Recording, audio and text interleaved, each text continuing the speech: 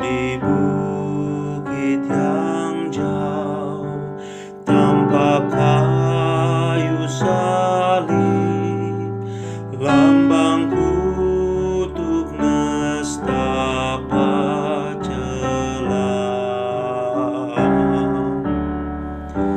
Salib itu tempat Tuhan Maha Kudus menebus umat manusia.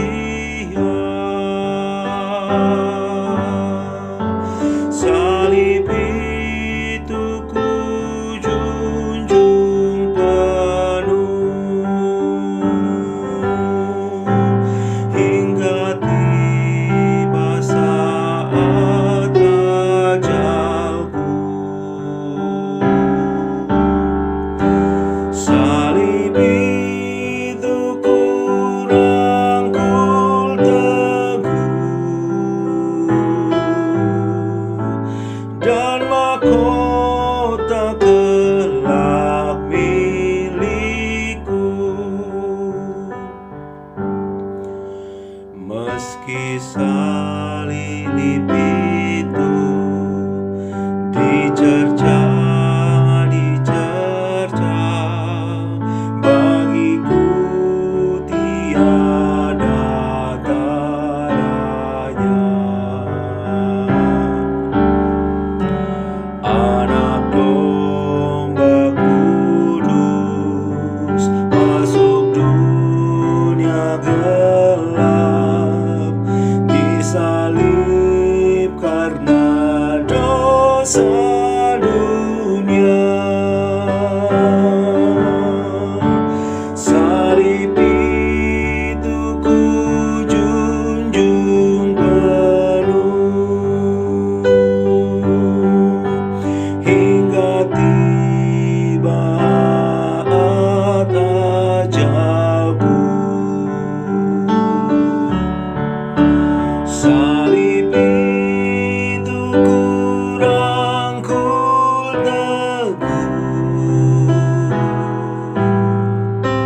dan mahkota kelak milikku.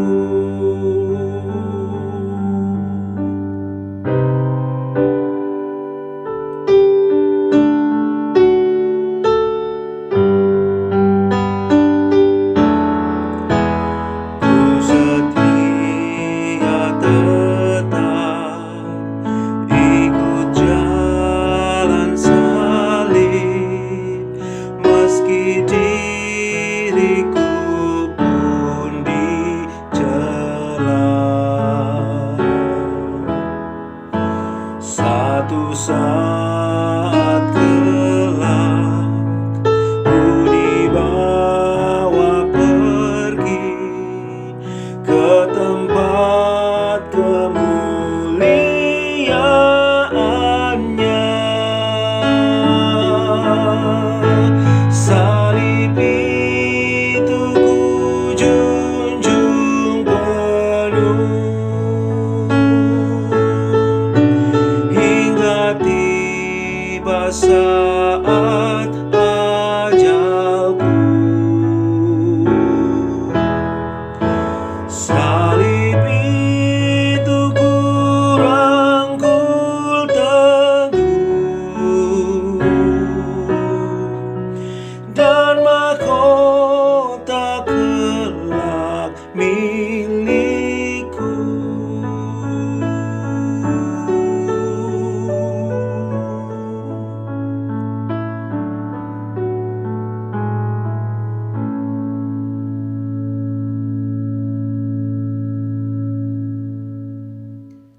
Pertolongan kita adalah di dalam nama Bapa, Putra, dan Roh Kudus. Kasih karunia Allah Bapa dan damai sejahtera Tuhan Yesus Kristus menyertai saudara sekalian. Amin. Jemaat Tuhan yang menjadi nas pembimbing kita dalam ibadah Jumat Agung pada hari ini diambil dari Yesaya 52 ayat 13 sampai 14. Sesungguhnya hambaku akan berhasil, ia akan ditinggikan, disanjung, dan dimuliakan. Seperti banyak orang akan tertegun melihat dia, begitu buruk rupanya. Bukan seperti manusia lagi, dan tampaknya bukan seperti anak manusia lagi. Demikian nas pembimbing kita pada hari ini.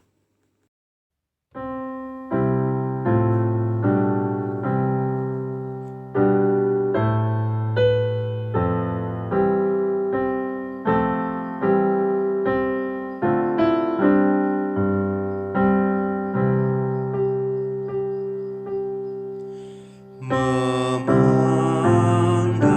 salib Rajaku yang mati untuk dunia, ku rasa hancur congkakku dan harta hilang harganya. Tak boleh aku bermegah selain di dalam salib-Mu. Ku buang nikmat dunia demi darah-Mu yang kudus. Berpadu kasih dan sedih mengalir dari luka-Mu, mahkota duri yang pedih menjadi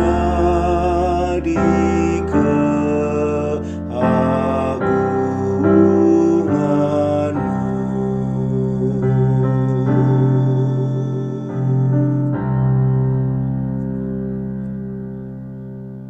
Jemaat Tuhan, marilah kita berdoa mengakui dosa dan pelanggaran kita. Ya Allah, kami datang kepadamu dengan penuh kerendahan hati. Kami memohon ampun atas segala dosa dan pelanggaran yang kami lakukan. Seringkali dalam kehidupan kami sebagai pengikut-Mu, kami tidak menghargai betapa besar pengorbanan yang Engkau sudah lakukan di atas kayu salib.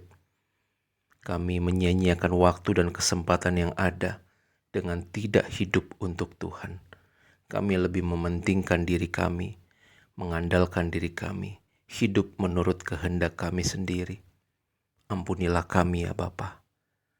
Biarlah peristiwa salib yang kami alami, yang kami peringati pada hari ini, menolong kami untuk kami berlaku dengan sebaik-baiknya.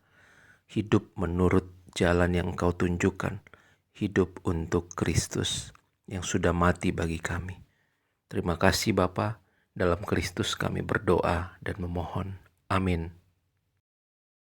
Jemaat yang dikasihi Tuhan, untuk setiap kita yang sudah mengakui dosa-dosa kita di hadapan Tuhan, dengarkanlah berita anugerah untuk kita semua, diambil dari 2 Korintus pasal 5 ayat 17. Jadi siapa yang ada di dalam Kristus, ia adalah ciptaan baru. Yang lama sudah berlalu, sesungguhnya yang baru sudah datang. Demikian berita anugerah untuk kita. Syukur kepada Allah.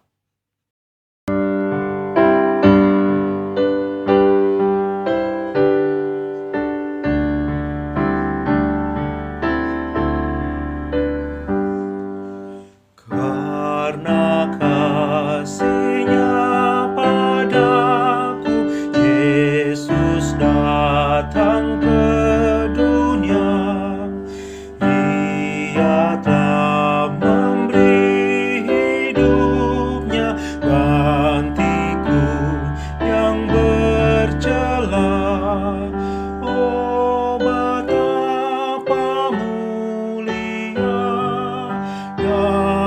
ajaib kuasa-Nya, kasih juru selamat dunia, menebus manusia.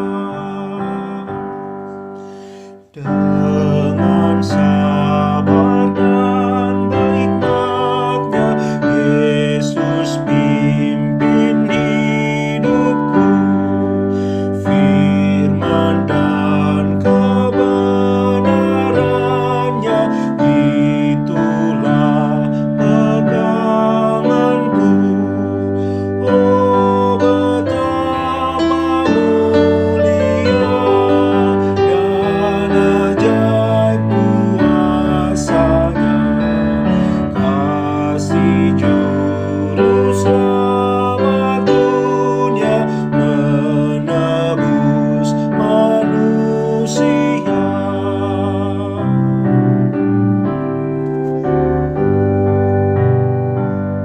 Jemaat Tuhan dan saudara-saudara yang dikasihi Kristus, di dalam Jumat Agung ini saya mau mengajak kita untuk berefleksi dari perkataan Yesus ketika Ia disalib. Tapi sebelum kita melakukan refleksi dan perenungan, kita mau berdoa. Ya Allah, kami sungguh bersyukur untuk kasih dan pengorbanan Tuhan atas kami orang berdosa ini. Terima kasih untuk pengampunan yang tiada tara. Kami yang berdosa, yang kotor, yang najis, yang bercela. Darah-Mu itu menjadi pengampunan buat kami semua, sehingga kami menjadi orang-orang yang dilayakkan, disucikan, dibarui. Kini kami menjadi orang yang memiliki pengharapan. Terima kasih Bapa, firman Tuhan yang akan kami renungkan, perkataan-perkataan Kristus yang akan kami refleksikan. Biarlah kiranya itu menolong kami untuk menyadarkan kami betapa penting pengorbanan Kristus di atas kayu salib, betapa kami sungguh membutuhkan itu, dan biarlah itu nyata di dalam kehidupan kami sehari-hari. Di dalam Kristus kami berdoa. Amin.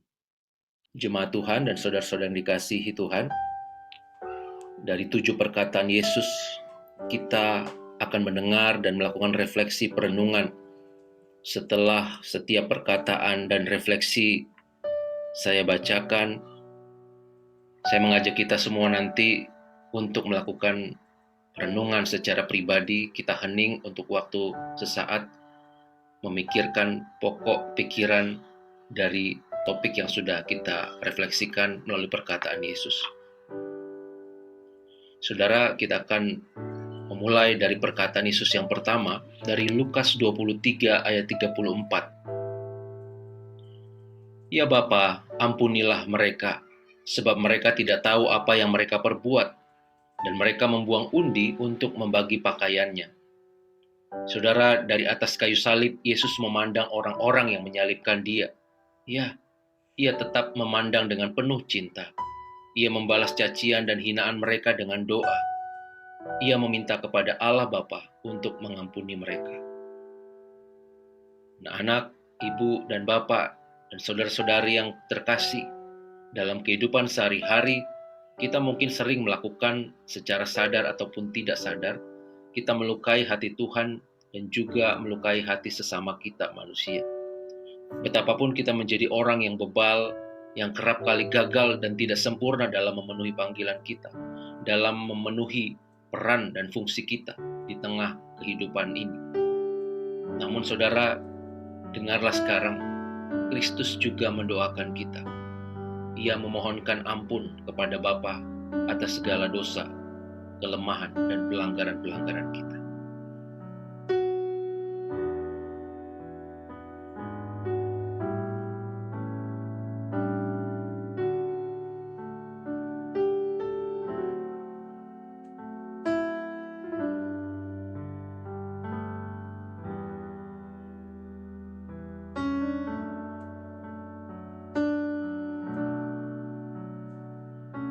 Firman Tuhan dalam Lukas 23 ayat 43, perkataan Yesus yang kedua.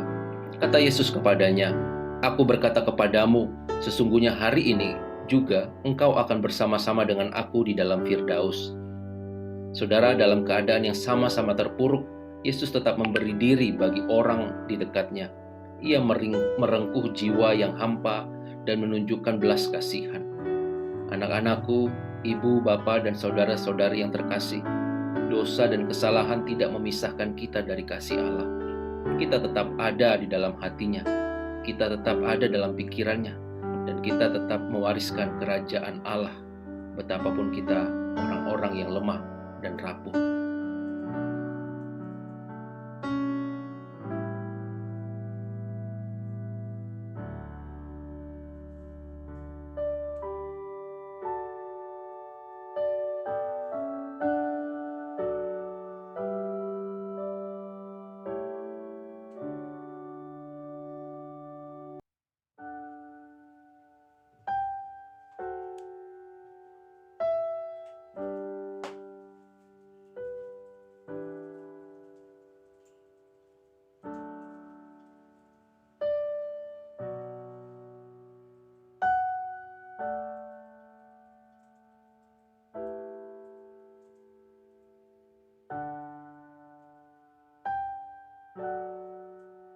Saudara, Yohanes 19 ayat 26 sampai 27. Ketika Yesus melihat ibunya dan murid yang dikasihinya di sampingnya, berkatalah ia kepada ibunya, "Ibu, inilah anakmu." Kemudian katanya kepada muridnya, "Inilah ibumu." Dan sejak saat itu murid itu menerima dia di dalam rumahnya.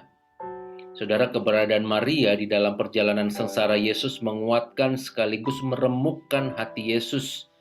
Ia menderita melihat ibunya yang menderita, melihat Yesus menderita.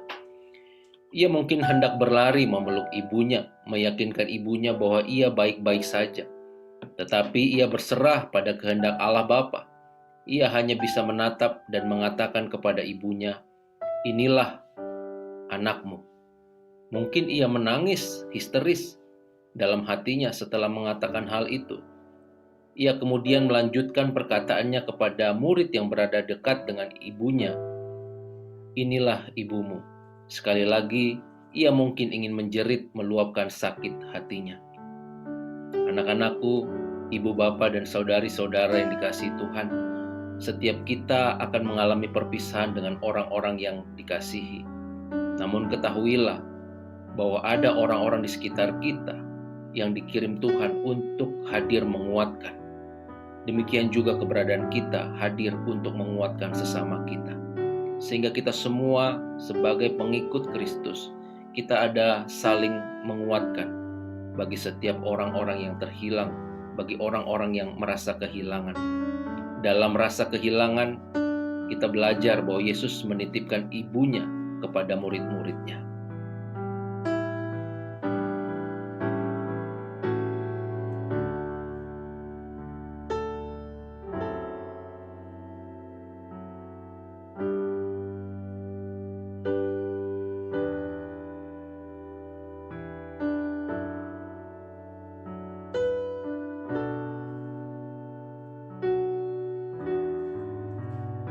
Matius 27 ayat 46, perkataan Yesus keempat. Kira-kira jam 3 berserulah Yesus dengan suara nyaring, "Eli, Eli, lama sabatani." Artinya, "Allahku, Allahku, mengapa engkau meninggalkan aku?" Saudara, inilah emosi yang tak terbendung oleh Yesus. Ia merasa ditinggalkan. Ia ditinggalkan oleh Yudas dan Petrus, murid-murid yang dia kasihi. Ia juga ditinggalkan oleh orang-orang yang menyerukan, "Hosana, Hosana," yang mengeluh-elukan dia. Ia benar-benar merasa sendiri. Ia bahkan merasa bahwa ia ditinggalkan oleh bapaknya. Anak-anakku, ibu, bapak, dan saudari-saudara yang terkasih, perasaan ditinggalkan seperti ini sangatlah manusiawi. Kita pun sering mengalaminya. Dan ingat bahwa Yesus tahu betul bagaimana rasanya ditinggalkan. Ia tidak pernah meninggalkan kita. Ia bersama kita menghadapi berbagai persoalan hidup, terutama ketika masa pandemi COVID-19 ini. Ia bersama para korban pengoboman gereja katedral di Makassar. Ia juga bersama para kepolisian RI yang juga selalu menjadi target terorisme. Ia bersama anak-anak yang kehilangan orang tua, mama, papa selama pandemi. Ia bersama suami atau istri yang kehilangan pasangan hidupnya. Ia bersama orang-orang yang tidak memiliki rumah. Ia bersama orang-orang yang kehilangan pekerjaan dan penghasilan. Ia bersama dengan orang-orang yang setiap hari berjuang melawan sakit penyakit. Ia bersama dengan orang-orang yang berjuang dalam setiap pergumulan dan masalah waktu demi waktu. Ia bersama kita semua di segala tempat, di segala waktu, dan di segala keadaan.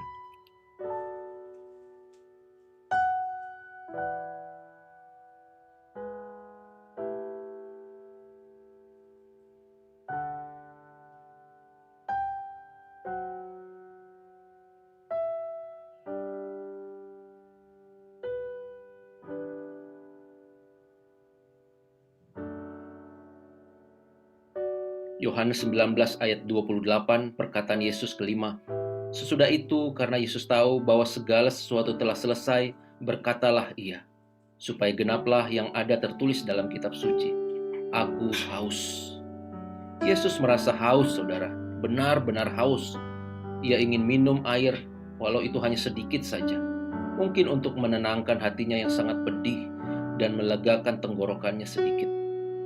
Anak-anakku, ibu, bapak, dan saudari-saudara yang terkasih, Yesus bukan manusia super yang tidak pernah haus dan lapar.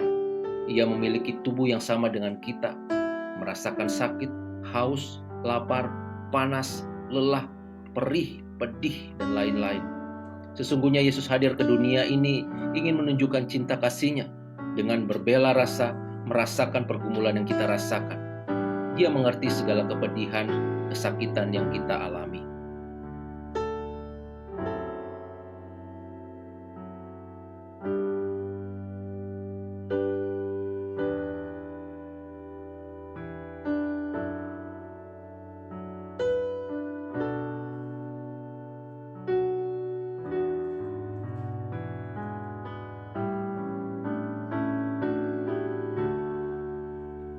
Yohanes 19 ayat 30. Sesudah Yesus minum anggur asam itu, berkatalah ia, sudah selesai. Lalu ia menundukkan kepalanya dan menyerahkan nyawanya. Yesus sudah semakin tidak kuat menahan rasa sakit di tubuhnya. Ia merasa bahwa waktunya telah dekat. Ia telah menyelesaikan pekerjaan Bapa di dalam dirinya. Anak-anakku, ibu, bapak, dan saudari-saudara yang terkasih, Yesus telah mati bagi kita. Itu sebabnya hiduplah baginya dan bagi orang lain.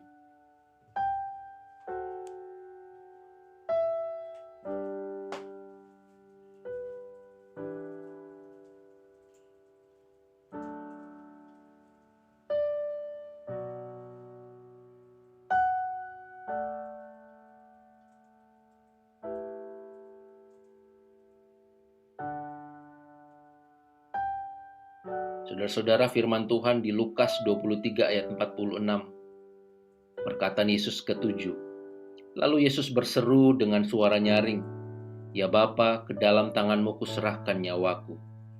Dan sesudah berkata demikian, ia menyerahkan nyawanya. Saudara, Yesus telah mati. Apakah yang kini bisa kita perbuat? Apakah kita memilih untuk ikut mati? Tidak. Mati demi Kristus lebih mudah ketimbang hidup baginya. Mati hanya satu kali, tetapi hidup setiap hari. Kematian Yesus bukan menandakan kekerasan telah menang. Kematian Yesus juga bukan mengisyaratkan kita agar diam pada kekerasan, ketidakadilan, serta penindasan. Kekerasan bukan tanda cinta, kekerasan bukan tanda sayang. Siapapun yang mengalami atau melihat kekerasan, jangan pernah diam, saudara. Yesus mati untuk meneguhkan perjuangan kita melawan kekerasan dan ketidakadilan bagi setiap kita yang mengalami penindasan. Yesus tidak sedang memberi teladan bungkam atau pasrah pada kekerasan. Ia sedang mengajarkan perlawanan tanpa kekerasan. Berkali-kali ia menegur para imam kepala, orang-orang Farisi, bahkan para murid ketika menyarankan perlawanan terhadap orang Romawi dengan kekerasan. Ia memberi teladan, menegur kesalahan, tetapi juga mencintai orang yang melakukan kesalahan. Ia mengampuni betapapun mereka keras dan kejam melakukan penindasan terhadap Yesus. Yesus tidak diam, saudara. Ia tidak bungkam, ia melawan kekerasan tanpa kekerasan.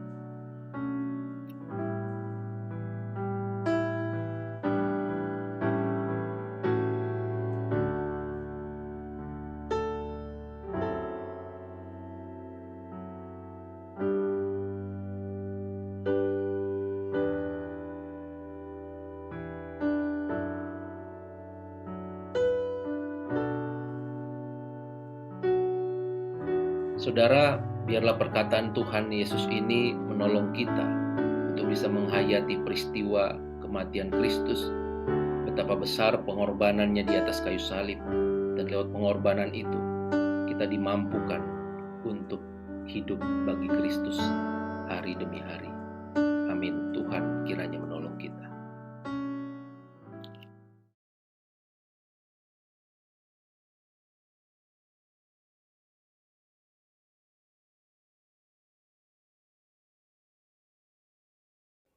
Jemaat yang terkasih, marilah kita mengucapkan pengakuan iman kita. Aku percaya kepada Allah, Bapa yang Maha Kuasa, Khalik langit dan bumi, dan kepada Yesus Kristus, Anaknya yang tunggal Tuhan kita, yang dikandung daripada Roh Kudus, lahir dari anak darah Maria, yang menderita di bawah pemerintahan Pontius Pilatus, disalibkan, mati dan dikuburkan, turun ke dalam kerajaan maut. Pada hari yang ketiga bangkit pula dari antara orang mati, naik ke surga, duduk di sebelah kanan Allah, Bapa yang Maha Kuasa, dan akan datang dari sana untuk menghakimi orang yang hidup dan yang mati. Aku percaya kepada Roh Kudus, gereja yang kudus dan am, persekutuan orang kudus, pengampunan dosa, bangkitan daging, dan hidup yang kekal. Amin.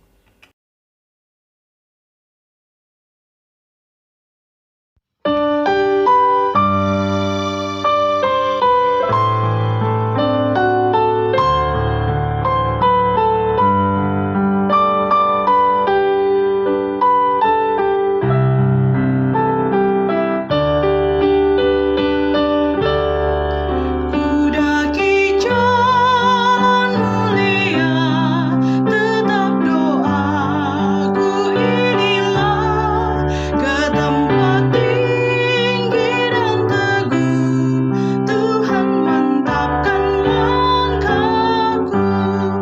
Ya Tuhan, angkat diriku lebih dekat kepadamu, di tempat tinggi dan teguh, Tuhan mantapkan langkahku.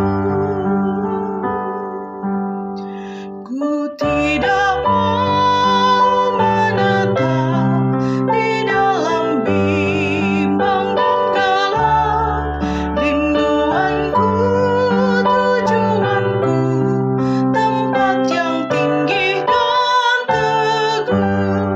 Ya Tuhan, angkat diriku lebih dekat kepadamu, di tempat tinggi dan teguh, Tuhan mantapkan langkahku.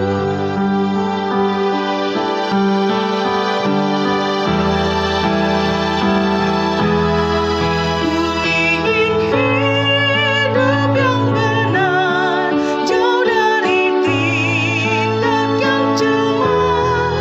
Umat kudus memanggilku ke tempat tinggi dan teguh.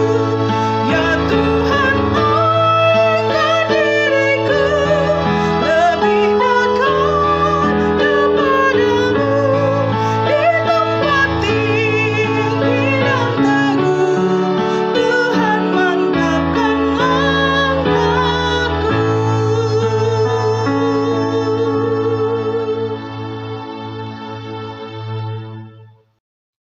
Jemaat Tuhan, terimalah berkat Tuhan. Tuhan memberkati dan melindungi engkau. Tuhan menyinari engkau dengan wajah-Nya dan memberikan engkau kasih karunia. Tuhan menghadapkan wajah-Nya kepadamu dan memberikan engkau damai sejahtera. Amin.